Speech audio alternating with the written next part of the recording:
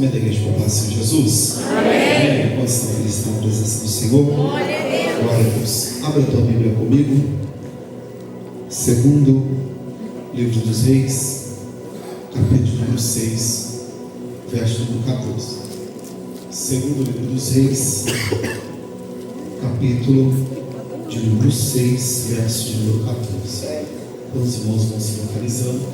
Gostaria de louvar a Deus por mais essa oportunidade, crendo que é Deus que prepara toda a situação, né? E Deus tem uma palavra de contra a minha vida e a tua vida esta noite. Louvar a Deus para a vida da minha família, minha esposa, meus filhos. Agradecer a confiança do nosso pastor Nailton, pastora Josi, que tem acreditado no nosso ministério junto o que Deus tem feito. Todos os pastores, eu digo aqui todas as vezes que eu digo, meu coração é cheio de gratidão, porque Deus, Ele sabe de todas as coisas e como nós temos sido abençoados nesta casa, principalmente pela vida de cada irmão. Amém? Você pode dar um amém? Amém. Nos diz assim a palavra do Senhor: então enviou para lá cavalos e carros e um grande exército, os quais vieram de noite e cercaram a cidade. E o moço do homem de Deus se levantou muito cedo e saiu, e eis que um exército tinha cercado a cidade com cavalos e com carros. Então o seu moço lhe disse: ai, meu senhor, o que faremos?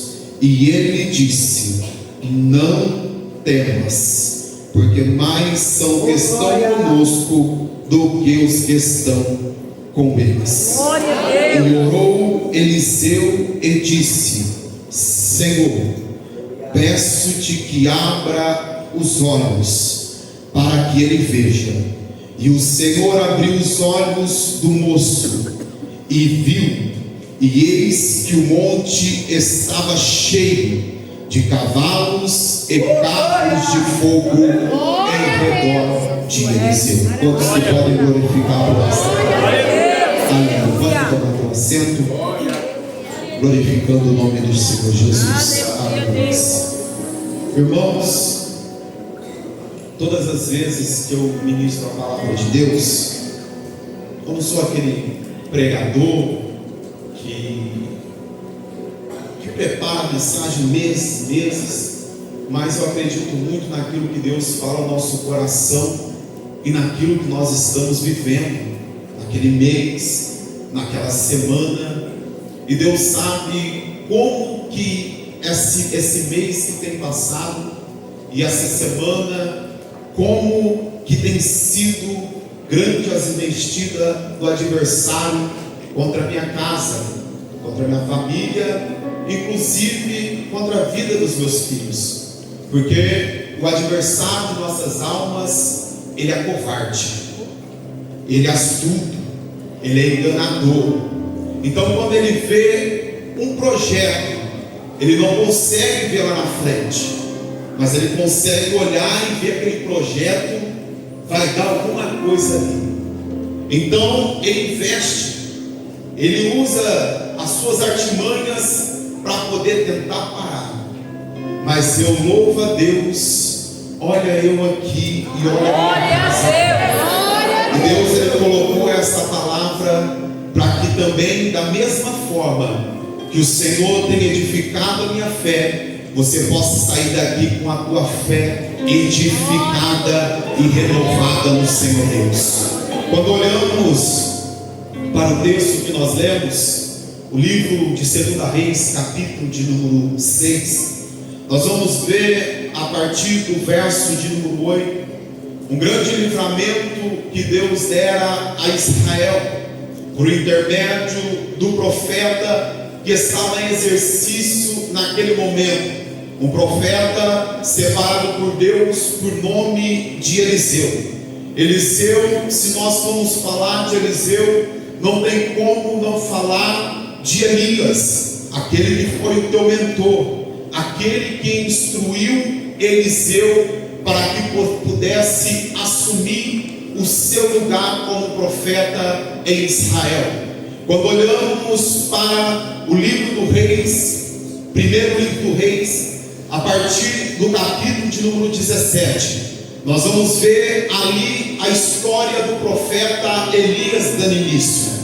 A vida do profeta Elias, o ministério dele durou aproximadamente 20 anos, 2 décadas. E nós conhecemos muito o ministério do profeta Elias por intermédio da ocasião em 1 Reis, capítulo 17, quando ele chega ali em Samaria e ele se depara com o rei de Israel ali em Samaria, juntamente com a sua esposa Jezabel, uma mulher que não adorava o Deus Todo-Poderoso, mas uma mulher que adorava outros deuses, e por intermédio da tua vida estava trazendo sobre Israel uma idolatria, assim desviando todo o povo para uma idolatria, para longe da presença de Deus. Então Deus levanta Elias, e Elias, quando ele aparece no cenário, o primeiro momento é para dizer: segundo a minha palavra, não haverá chuva e nem orvalho sobre a terra. Segunda ocasião que nós olhamos para o ministério do profeta Elias é quando ele chega e é sustentado por aquela mulher em Sarepta. O terceiro momento que eu vejo o profeta Elias é quando ele se dispõe ali ir ao Monte Carmelo para poder pelejar contra os profetas de Baal. O texto vai nos dizer, a partir do capítulo de número 18, que Deus, depois que ele arruma, que ele prepara o altar, que ele coloca o altar em ordem, Deus desce fogo do céu e consome o altar. A Bíblia vai continuar nos dizendo que o profeta Elias, ele agora, quando ele desce ali no Carmelo, há uma ameaça contra a tua vida, e a ameaça ela vinha de Jezabel, dizendo: é certo que eu vou te matar, eu vou acabar com a tua vida. Aquele que outra hora usou a palavra com autoridade, e Deus assinou embaixo, dizendo: não haverá chuva e não houve chuva. Ele agora, nessa ocasião, está fugindo com medo das ameaças de Jezabel, porque muitos dos profetas, muitos daqueles que se punham contra a oposição ali, aquela situação que Jezabel estava pondo era morto. Então o texto vai nos dizer que Elias, ele agora foge, Elias, ele agora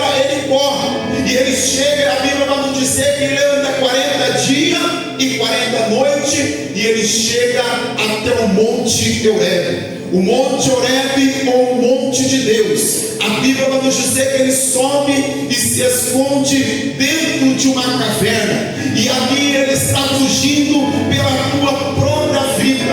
A Bíblia vai nos dizer que Deus agora fala com o profeta, dizendo: profeta Elias, o que você está fazendo aqui? E a resposta do profeta Elias é a seguinte: Senhor, eu estou fugindo para poder salvar a minha vida. Todos que estão lá já foram mortos, os que não foram mortos estão ali adorando, se corromperam, estão adorando agora Baal. A Bíblia vai nos dizer que naquele momento Deus ali se manifesta ali para Elias, mas Deus não se manifesta da maneira que Elias queria que Deus se manifestasse. Mas a Bíblia vai nos dizer que agora vem um grande vento, e Deus não estava no vento. A Bíblia vai nos dizer que vem agora um grande terremoto, e Deus também não estava no terremoto. A Bíblia também vai nos dizer que vem fogo, mas Deus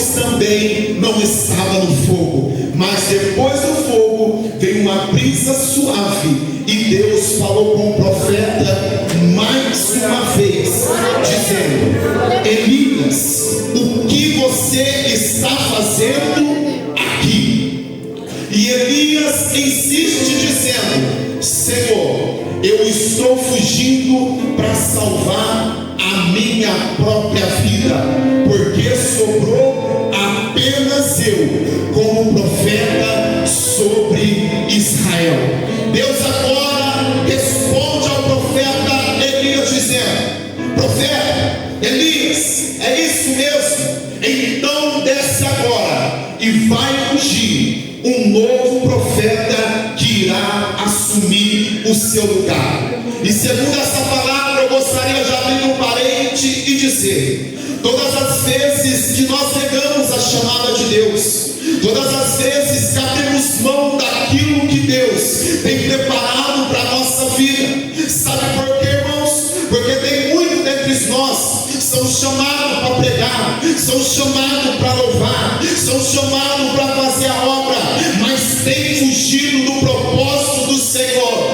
E muitas vezes, quando nós fugimos do propósito do Senhor, nós achamos que a obra vai ficar parada. Mas eu quero dizer para você, o dono da obra, o nome dele é Senhor dos Senhores, Rei dos Reis, Jesus, o campeão da batalha.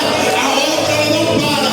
Se nós não quisermos fazer, Deus levanta outro para continuar a obra.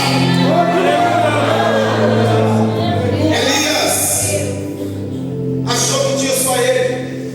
Deus fala para ele: Elias, desce, vai ungir Eliseu, vai até onde ele está e vai ungir ele como um novo profeta.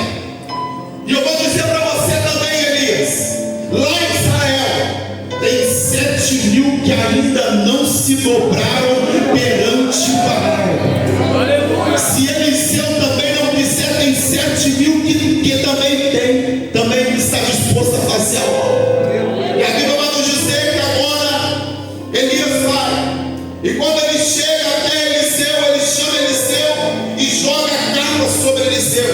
No momento que ele joga a capa sobre Eliseu, Eliseu diz para Elias: espera um momento, eu vou ali despedir do meu pai, despedir da minha mãe e já volto, porque sei que é Deus que está me chamando. Sabe o que me chama a atenção dessa palavra? É que Eliseu não perdeu tempo, Eliseu não inventou desculpa, mas Eliseu pôs fogo em tudo aquilo que prendia ele no passado e foi à frente naquilo que Deus tinha preparado para a tua vida. Levanta as tuas mãos que eu vou liberar uma palavra profética. Não tenha medo daquilo que Deus tem sobre a tua vida. Sabe por quê? Tudo aquilo que você tem não é imaginável naquilo que Deus tem preparado para você. Eliseu não perde a oportunidade. Eliseu agarra a oportunidade com unhas, como usa a expressão, e dentes. Eliseu, ele agora, a Bíblia vai dizer que ele põe fogo nos carros que ele estava arando e queima os bois da festa para todo mundo. Ele não perdeu a oportunidade. Eu vou repetir mais uma vez, porque Deus, ele fala no meu coração. Ele não perdeu a oportunidade. Você chegou aqui nessa noite, talvez você tenha perdido a oportunidade de dar glória a Deus, de dar aleluia, de exaltar o nome do Senhor. Sabe por quê? Porque eu sirvo um Deus que enquanto eu vou dando glória aqui, porque enquanto eu vou dando aleluia, Deus ele vai trabalhando naquilo que é impossível para mim. Porque enquanto eu vou dando glória aqui, enquanto eu vou dando aleluia aqui, Deus vai se manifestando no meio dos meus. Deus vai na minha parentela, Deus vai salvando, Deus vai curando, Deus vai agindo. Então nessa noite não perca a oportunidade de adorar o nome do Senhor Jesus. Porque milagre é pago com o que, Josafá? Adoração. Milagre é pago com adoração. Aí eu não entendo. Acaba o culto. Aí muita gente vem assim: pastor, olha, por mim não é errado, eu preciso do milagre. Mas sabe o que precisava só? É chegar no culto e adorar. Porque quem pode fazer o milagre está esperando você exaltar o nome dele para que ele possa começar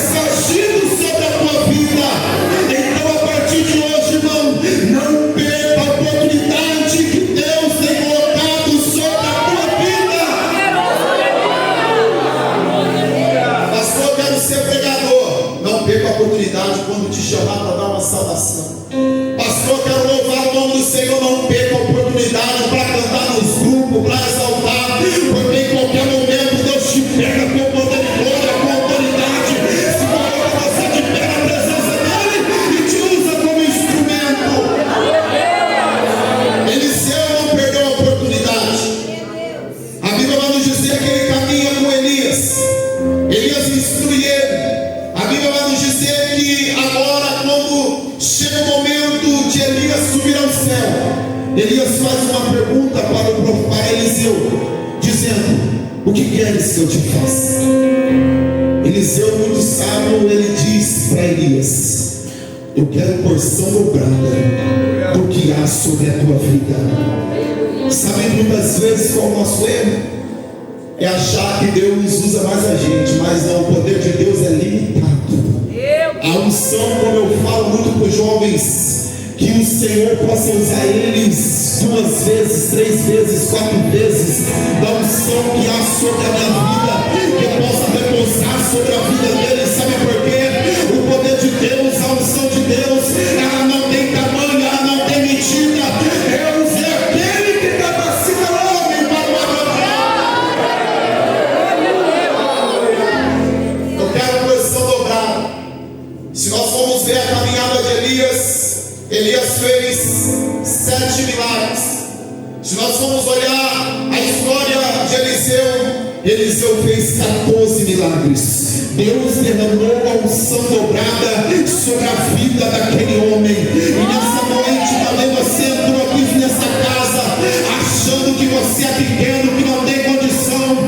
Nessa noite, a porção dobrada sobre a tua vida. Nessa noite, a unção sobre a tua vida. Então, nessa noite, exalte o nome do Senhor. Glória a Deus. Eliseu saiu, não perdeu a oportunidade. E olha para você ver, quando Elias está subindo ao céu, ele não perde mais uma vez a oportunidade. Ele diz: eu quero porção dobrada desse negócio aí que tem sobre a tua vida. E assim se foi. A capa cai sobre ele, e ele se inicia o ministério de profeta sobre Israel. E chegamos no texto que nós lemos em 2 Reis, capítulo número 6. O texto vai nos dizer que agora Samaria está ali pelejando contra Israel. Mas quando Samaria prepara agora uma emboscada, a partir do verso número 8 nós vamos ver que Deus agora revela ao profeta Eliseu que estava na cidade de Dotã. E a Bíblia vai nos dizer que Eliseu mandava um mensageiro a Israel, e Israel saía por fora da emboscada, e Deus dava um livramento para o povo de Israel. A Bíblia vai continuar nos dizendo que o rei da Síria, ele fica furioso, ele fica nervoso, então ele chama os seus comandantes e diz: tem algum aqui entre nós, o traidor, que está falando sobre as nossas estratégias para Israel? Levanta um no meio dele dizendo: não tem nenhum traidor que não sabe quem é, tem um profeta lá. Sabe quando o Senhor está no quarto, no secreto, Deus revela aquilo que está no secreto para ele, aquele homem. O texto vai continuar nos dizendo que agora o rei da Síria vai e cerca a cidade de Dotã. E nós, quando lemos a partir do verso número 14, nós vamos ver que o rei da Síria, ele chegou de noite, ele chegou quando o profeta estava dormindo, quando o profeta estava descansando. E nessa noite eu gostaria de abrir um parente e dizer algo para você. Talvez o inimigo de minha alma, talvez o inimigo de tua alma tem planejado no oculto, tem planejado no secreto, e à noite tem tentado contra mim e a tua vida. Mas eu quero dizer para você: toda a ferramenta preparada contra a minha vida, contra a tua vida, não prosperará. Sabe por quê? Nessa noite Deus está trazendo a revelação sobre as nossas vidas.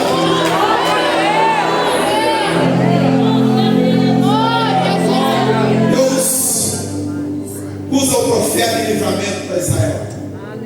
E o cenário agora não é um cenário muito favorável, porque a Bíblia vai nos dizer que de manhã o servo do profeta Eliseu sai de dentro da casa e quando ele olha para fora, ele se depara o que os versos vão nos relatar, que estava cercada toda a cidade de Dotã, e ali havia carros, cavalos e um exército muito grande.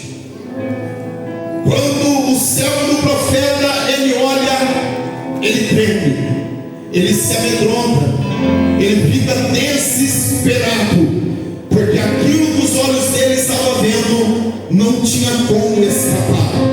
E ele agora corre até o profeta que estava dormindo ainda, pastor.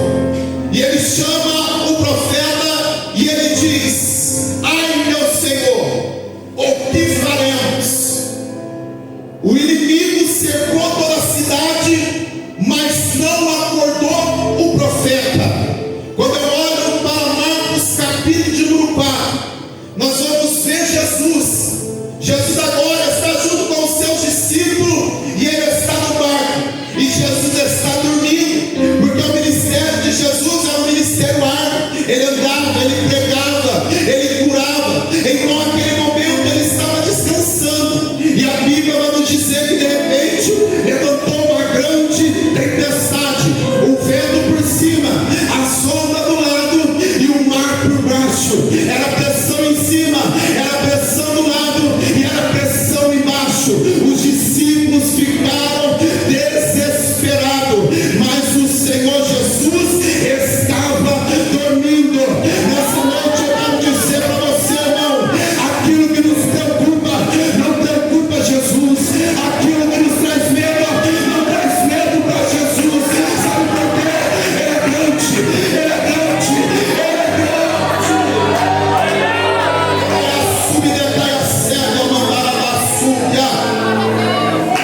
Era pressão em cima, era pressão dos lados e era pressão embaixo.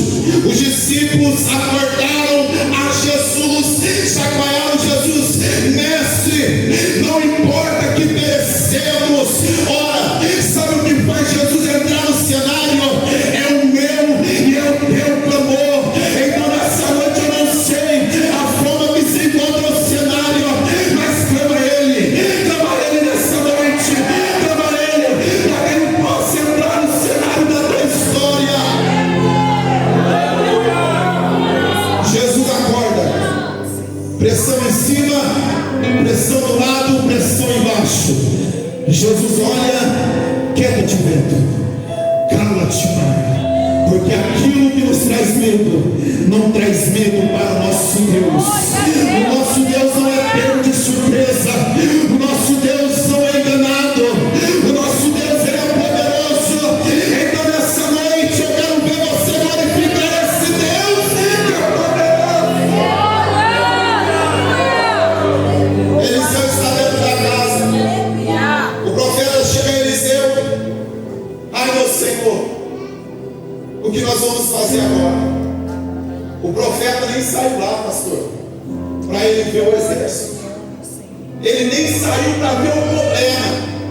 Ele nem saiu para ver o que estava causando temor no teu servo. Mas ele libera uma palavra dizendo: e disse, não temas. Aleluia! Ele nem olhou o que estava causando medo, mas ele já liberou uma palavra profética: não temas. Não, você não entendeu. Ele disse: não temas, não temas. E nessa noite Deus libera essa palavra para o teu coração: não temas, não temas, não temas, porque Deus está contigo. Aí você me pergunta: pastor, por que eu não devo temer? Está difícil. O Senhor não conhece como que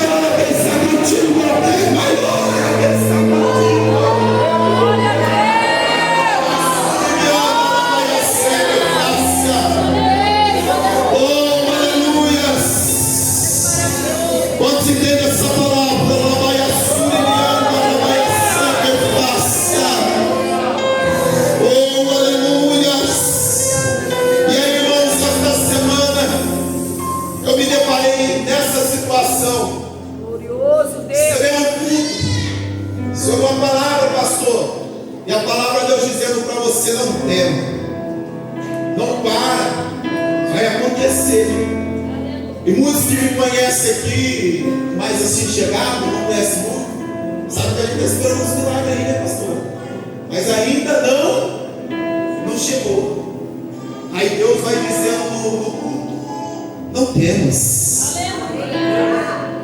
Aí você vem novamente no culto e Deus usa aqui na palavra dizendo: não temas.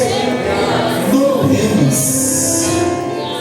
Aí quando você chega em casa, aí a pressão de cima é no trabalho, é a pressão do lado e a pressão embaixo. E aí você fala: Senhor, o Senhor falou para mim não temer. Aí Deus me trouxe essa palavra ao meu coração e ela queimou. E eu falei: Senhor, então se o Senhor está falando para mim não temer, então abra os meus olhos espirituais para que eu possa ver, Senhor, o teu agir sobre a minha vida. E na terça-feira eu estava ali atrás. E aí eu coloquei no meu coração e falei: se o pastor me chamar para orar com a família, aquele dia eu estava meio enjoado assim, sabe? Você fala, agora que ele levantou mesmo, eu vou chegar na igreja, aí que eu vou dar glória a Deus mesmo, aí que eu vou dar aleluia mesmo, porque ele chega lá fora, ele faz uma fumaça, o inimigo prepara, aí chega esse momento onde nós conseguimos glorificar ele, exaltar ele olha assim e fala: eu não consegui para ele, eu não consegui para ela está me glorificando ainda, ela está exaltando ainda. Irmão, eu quero dizer para você, a situação é a forma que você se porta, a situação está a forma que você se porta. Aí eu coloquei no meu coração e falei assim: se o pastor falar para mim orar com a família, eu estava ali atrás. Se ele falar para mim orar, eu vou falar agora: Deus, abre meus olhos espirituais. Abre agora os meus olhos espirituais. Isso é para quem crê, irmãos. É para quem é espiritual, para quem crê, porque é um mundo espiritual e houve uma batalha no dia de hoje travada para que você não estivesse aqui, mas olha você aqui. Teve guerra pela tua alma, teve batalha pela tua vida, mas Deus te deu livramento e olha você aqui. E eu falei: Deus, abre os meus olhos espirituais. Aí quando eu cheguei aqui, pastor, que eu comecei a orar e fechei os meus olhos, porque quem vê orando, eu sempre fecho os meus olhos, e eu estava orando a Deus, e de repente parecia que eu estava deportado na minha casa, e eu via muitas línguas de fogo assim, ó, por cima da minha casa, assim, ó, guardando. Eu falei assim: obrigado, Senhor, porque maior são aquele que está conosco, maior é aquele que está conosco. Eu quero dizer para você, irmãos, talvez o inimigo preparou laço, talvez o inimigo abriu a sepultura, mas nessa noite Deus tem um livramento para a tua casa, Deus tem um livramento para a tua família. E eu quero dizer mais ainda, nessa noite Deus irá abrir os teus olhos espirituais.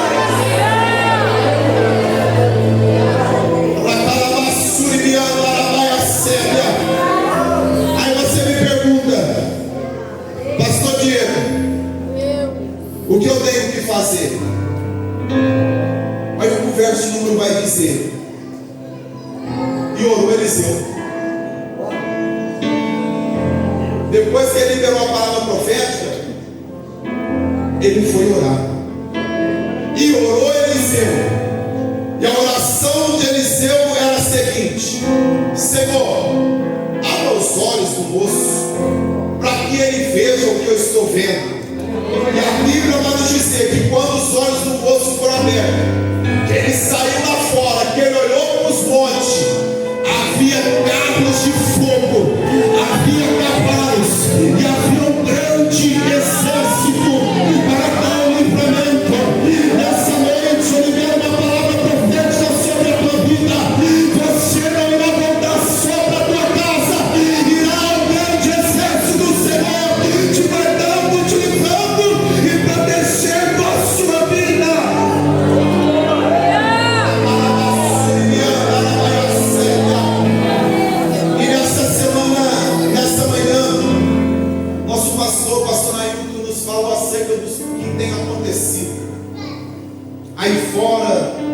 sociais, e há muitos crentes que olham para esse cenário e ficam como o moço do profeta. O que vai ser de nós agora? Olha lá os grandes lá, o que está acontecendo? O que será de nós? Se eles estão errando, o que será de nós? Mas eu quero liberar uma palavra para a tua vida. Deus, Ele vai abrir os seus olhos espirituais, e você vai contemplar que o dono da obra não é homem. O dono da obra, Ele é poderoso, Ele é santo, e ainda todas as coisas estão sob o teu poder, e Ele move sobre a igreja. Se coloca de pé em nome do Senhor Jesus.